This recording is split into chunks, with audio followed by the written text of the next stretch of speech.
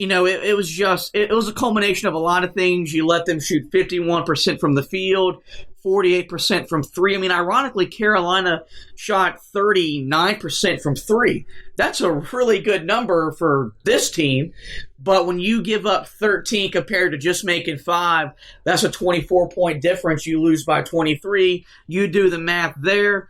You could see why Carolina got beat. The foul line didn't really play a factor in this game. 7 to 10 from the foul line for Carolina, just 10 to 12 from Wisconsin. Carolina held on to the ball, just 10 turnovers. That's a pretty healthy number. You only forced 10, though, so we talked coming in that we felt comfortable that they could take care of the ball better because they showed that in Greensboro last week. But with limited possessions, which, I mean, I don't have the possessions in front of my face, this game wasn't played 60 or 65 possessions. This game got up and down the floor a lot. I mean, Carolina shot the ball 65 times, turned it over 10, had 10 free throws. So you got to about 80, 85, 90 possessions or so. So you got the game pace-wise where you wanted it.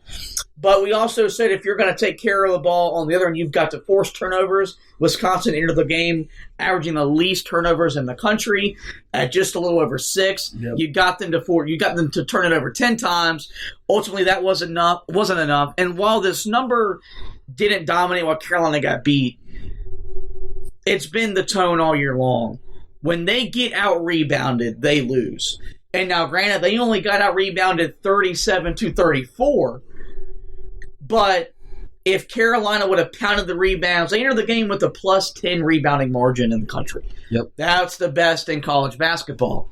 You get out rebounded by 3. If that goes the other way, I'm not saying Carolina wins the game, but maybe when you get to that under 4 timeout, you're still playing meaningful basketball, whereas at that point you were just trying to get your seniors on the court for the last time, and you were just riding this thing out. Part of the reason why you got to take that for, what it's worth, which is just a stat, and you've got to watch the game a little bit more, is the fact that if you watch the game, you understand why there weren't as many rebound opportunities for Carolina, because that team for Wisconsin shot the lights out for most of the second half and most of the end of the first half as well. Turnovers, yeah, like you said, not really a huge issue. I saw a lot of people on social media after the game saying that they thought that was one of the reasons they lost this game. No, not really. No. Were there really any egregious turnovers outside of the one mistake by Andrew Platek trying to get an entry pass into the post? I don't remember one that stuck out where I said, what exactly are we doing? Not in the second half because you were never in the game. Yeah, and for the most part, they were efficient on the offensive end when in the second half. They just couldn't, and it wasn't even that they weren't efficient defensively. I've said it like 1,000 times already on the show. They just made the shots that were there for them. You talked about the one that I think was what changed any hope that you had in your mind that Carolina was going to come back, where I forget which big man ends up knocking down a shot that at first looked like it was going to miss, bounces up and gets a soft roll and goes in. That's just one of those ones where you're watching to yourself, and we pretty much both said it at the same time. Yeah, it's their night. Yeah. It's their night. Because if that's going, then there's just nothing you can do about it. So I don't think the turnovers really plagued them as much as we were concerned it could. But, yeah, you don't want to be out-rebounded, especially. I think more of the problem there when you talk about the rebounding is the fact that they weren't the presence that they've been on the offensive glass. Yeah, just 12 offensive rebounds in tonight's game. Right. That's not enough. I don't think that in order to be as successful as this team wants to be offensively, they've got to be better on the offensive glass.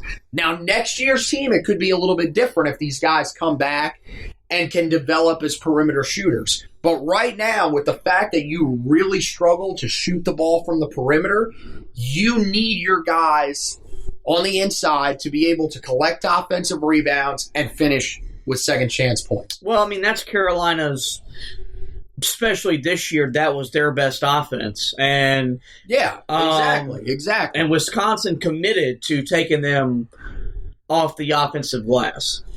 And you saw Virginia Tech, a team last week in the ACC tournament, a lot smaller, have a lot of success for 20 minutes, but in the second half, Carolina wore them down. That didn't happen in this game. Wisconsin didn't get worn down. And, I mean, Greg Gard, really, I mean, that's – and I mentioned this when we previewed the game. First time going head-to-head with Roy Williams as head coaches. It showed. And, just a really good performance tonight. His team didn't end the regular season playing their best, but it didn't matter. They're playing the Big Ten. I don't think people understand how good the Big Ten is this year. The Big Ten had the reputation that the ACC usually has, is that gets you prepared for March, as well as much as any conference in the country. The Big Ten this year, top to bottom. The top maybe not as good as the top of the Big 12, but the middle and the bottom was better than the Big 12. And I think that's just something that where Carolina was missing, where the top of the ACC, not as good as the top as the Big 10. The middle of the ACC, where Carolina made its work, not as good as the middle of the Big 10, where Wisconsin was. And then the bottom of the ACC, not as good as the bottom of the Big 10. And look, it's showing in this tournament right now as it's playing out. The ACC is winless. Clemson right now, as we're recording, they're trailing by 3, a la to another Big 10 team in Rutgers. Syracuse has the ACC's best. Syracuse is on the verge. They're up 24 as we're recording over San Diego State. So they're going to advance to the second round. And then Virginia, who plays on Saturday. I mean, you're looking at losing. You lost your ACC tournament champion. You lost Carolina, your blue blood from your league. And then Virginia Tech, a team that finished 4th in your league, all gone in the first full day of the ACC tournament. So the reputation at the ACC was down this year. The ACC was down, and it's showing up in March Madness. It's showing up in ACC versus the Big Ten, ACC versus the SEC, that's just part of it. Yeah, it's the ebbs and flows of college basketball. It's just part of it, especially when a lot of the teams. I mean, look, the two teams that have driven your conference for years. I mean, the two teams that. One of them has been in your ACC championship final before this year, in every one of them since 1996. Were extremely young in a COVID season where you didn't get a chance to grow together as a team in the offseason. So, yeah, your conference was going to be down. The best team that most people think in your conference is Florida State. Florida State turns the ball over 70 times a game, for Christ's sake. Yikes. So, I mean... That's the biggest. I mean, that's the biggest problem. The Big Ten, you've got teams. I mean, the Big Ten for years was a drag it out, boring, low possession conference. First 1 to 50 won most of their games. Now you've got teams like Ohio State. Now they got beat today, but you also have teams like Illinois, teams like Iowa. Those are the teams that can score the ball almost at will. Then you've got Michigan, who's got a lot of balance. I mean, that's the thing. That conference was just so deep, and that's why Wisconsin was able to be successful. Although they weren't the most successful team in conference play, they were more battle-tested than Carolina. You could tell. And, yeah, I mean, the experience definitely played more of a factor than I think we were hoping it would. Well, I know for me going into the game, I was thinking that maybe the fact that they've never been there, but they've been playing in a bubble-like setting all year long, would kind of negate it, where you're on a pretty neutral court. There were just as many Tar Heel fans in the building as you could expect, with a limited capacity in a venue that's over 700 miles away from the Smith Center. And it just proved to be wrong, which I think was probably the more reasonable expectation going in. That's why I didn't have Carolina going far in the tournament. I had them losing in the round of 32 to Baylor. You can't win games in a one and done setting without experienced backcourt play. And I saw someone brought this up on Twitter.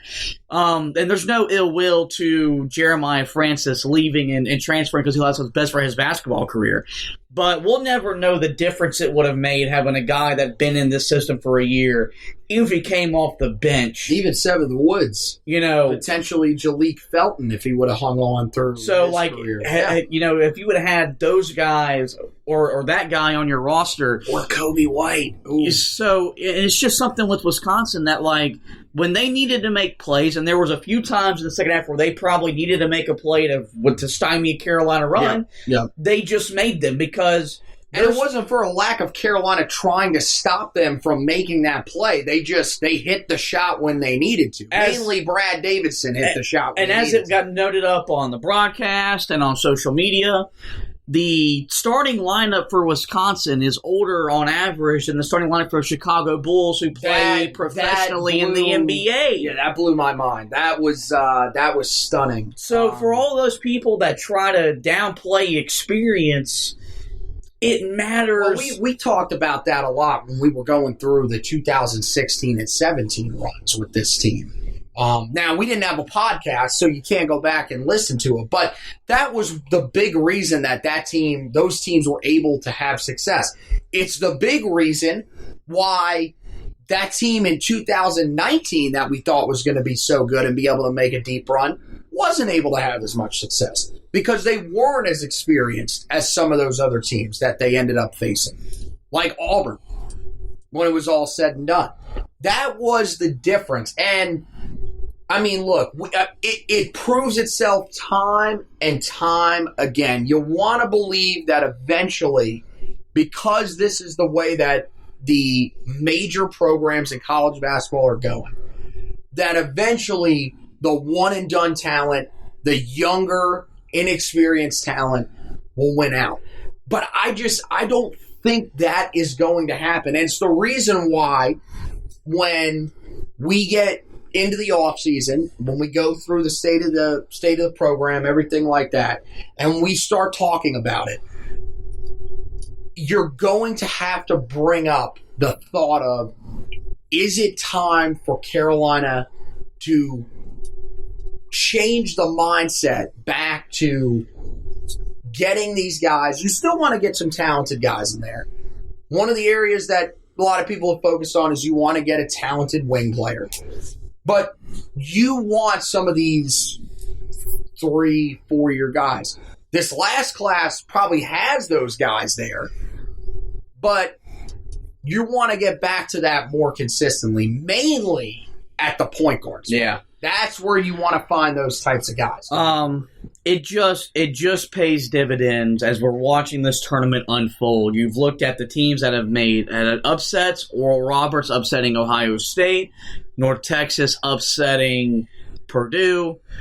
Those teams have experienced guards that have been around the game long enough that they know how to make plays when they have to make plays.